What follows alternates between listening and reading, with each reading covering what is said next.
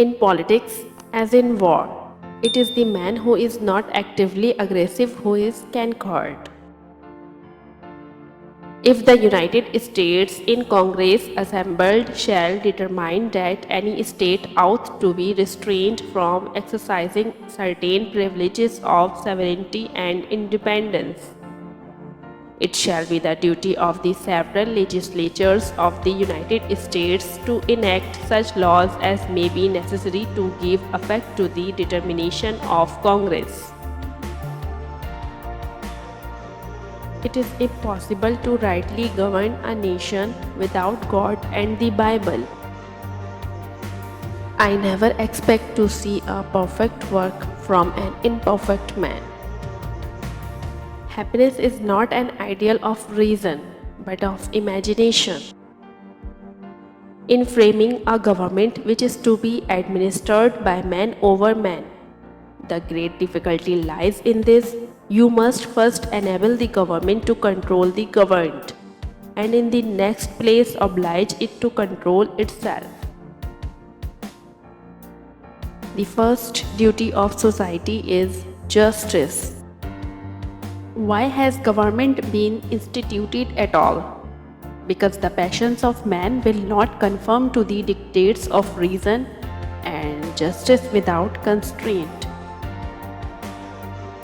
The nation which can prefer disgrace to danger is prepared for a master and deserves one.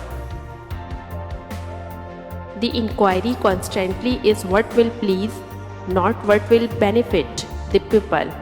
In such a state of things, there can be nothing but temporary and factitious expedients, answering the purposes of the day. The rights of neutrality will only be respected when they are defended by an adequate power.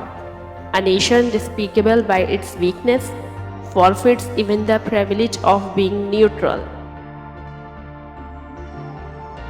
There is a certain enthusiasm in liberty that makes human nature rise above itself in acts of bravery and heroism. The voice of the people has been said to be the voice of God, and however generally this maxim has been quoted and believed, it is not true to fact.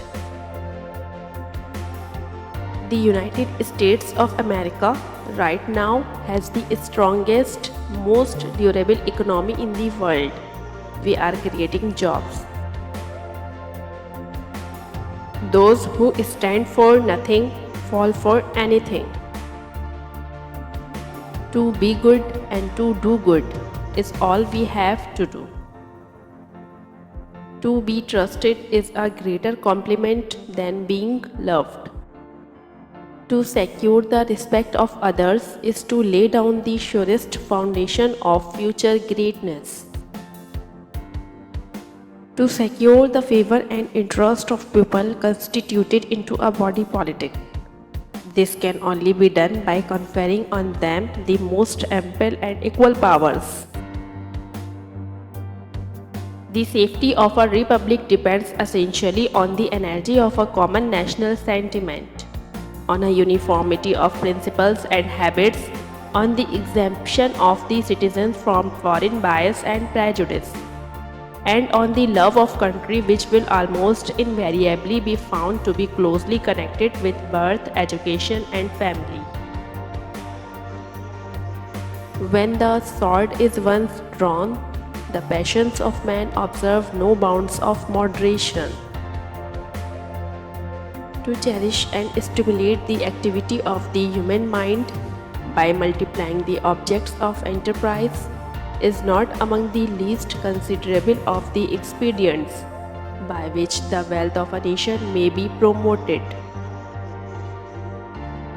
Experience teaches us that it is much easier to prevent an enemy from boasting themselves than it is to dislodge them after they have got possession.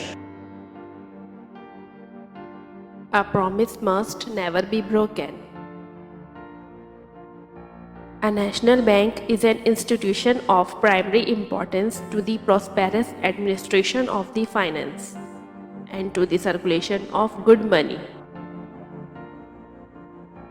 Experience is the oracle of truth, and where its responses are unequivocal, they ought to be conclusive and sacred. A well-regulated militia composed of the body of the people, trained in arms, is the best and most natural defense of a free country. A well-adjusted person is one who makes the same mistake twice without getting nervous. The natural cure for an ill administration in a popular or representative constitution is a change of man. A national debt, if it is not excessive, will be to us a national blessing. It is not the extent of the sacrifice, but the quality of the sacrifice that counts. In politics, as in religion, it is equally absurd to aim at making proselytes by fire and sword. The best we can hope for concerning the people at large is that they be properly armed. The Constitution shall never be construed to prevent the people of the United States who are peaceable citizens from keeping their own arms. It's not tyranny we desire, it's a just, limited federal government. Power over a man's subsistence is power over his will. My opinion is that there would never have been an infidel if there had never been a priest. Men give me credit for some genius. All the genius I have is this: when I have a subject in mind, I study it profoundly. Men often oppose a thing merely because they have had no agency in planning it, or because it may have been proposed by those whom they dislike. Real liberty is neither found in despotism or the extremes of democracy, but in moderate governments.